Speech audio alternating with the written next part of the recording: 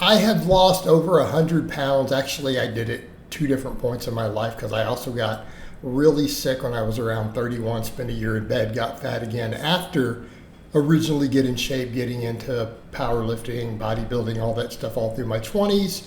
I got fat again while I was sick and depressed. So I've done this twice.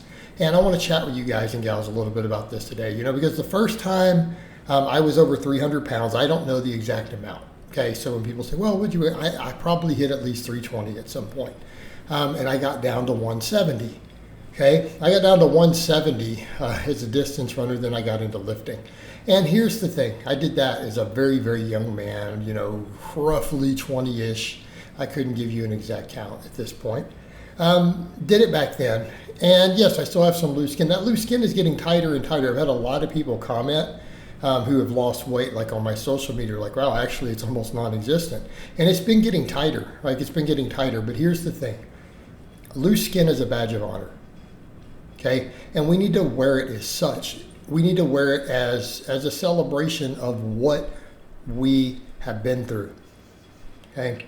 And I see so much of that. People get ashamed of it, to the point to where they're willing to get those cosmetic surgeries. And I've had people even tell me that.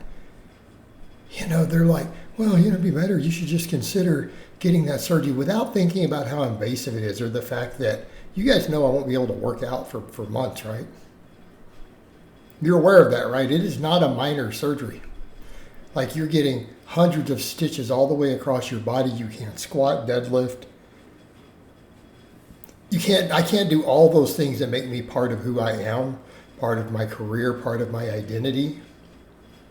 Taking risks, those surgeries can go really, really wrong over something cosmetic. And the scary part is it gets tighter. I've known of people who got lean enough, and trainers and coaches who are like, yeah, I've had people lose over 100 pounds. And when they get really, really lean, it pretty much tightens up. The problem is most people are not going to get lean enough. I'm actually in the process of getting lean enough to do that. So the thing is, people will do that invasive surgery without realizing they just didn't go far enough. They didn't go far enough to get it tighter. Because loose skin really is just fat adhering to that last layer. It's still a layer of fat. You won't have loose skin if there's no fat under it, because skin looks like shrink wrap. You can see through it. Okay, but that aside, we get those stretch marks. We get that loose skin. We get all that stuff. And I have them on my butt, have them around my waist. I have all of that. But here's the thing. That's a sign that our body has been through some stuff. And so many people are ashamed of it. So many people are ashamed of it. I've seen women who are ashamed of their stretch marks from having children, multiple children. It's like you brought human life into this world. And then that's sad. And they've got some battle scars from it because their body's been through some stuff. That's definitely putting the body through something. I mean, when you really look at what that entails biologically, that's kind of a big deal, right? That's a pretty dang big deal. And then they've gone through something and done something that serious and miraculous. I mean, really, that's the whole human experience right there summed up. They've gone through that, and then they're embarrassed and ashamed of it. Just like people who've lost weight, they're embarrassed and ashamed of it. We shouldn't be. That's a battle scar. That's a battle scar. Don't be ashamed of it. And I'm not saying you shouldn't do anything about it, maybe get leaner so that it gets tighter, sure. Because we can do that. But isn't that a constructive way to deal with it? Well, let me just get fitter and healthier. Especially if you're lifting weights, filling stuff back out while you do it. I mean, that's a positive way of dealing with it. But you shouldn't be ashamed of it. And that's been the thing, even for me, that stuff I've dealt with online. And I mean, I would say to a lot of people, think about that when you make those statements. Because I've seen people comment online. I've had people literally make memes about it. And they'll pull the whole line of, well, you deserve it, you're an awful person. They made this weird idea up that they think I'm some awful person, which is, fabricated, weird fantasy people have. They've created a false persona around me. But that's okay. They'll do that, and then, they'll make memes making fun of the loose skin I've got, right?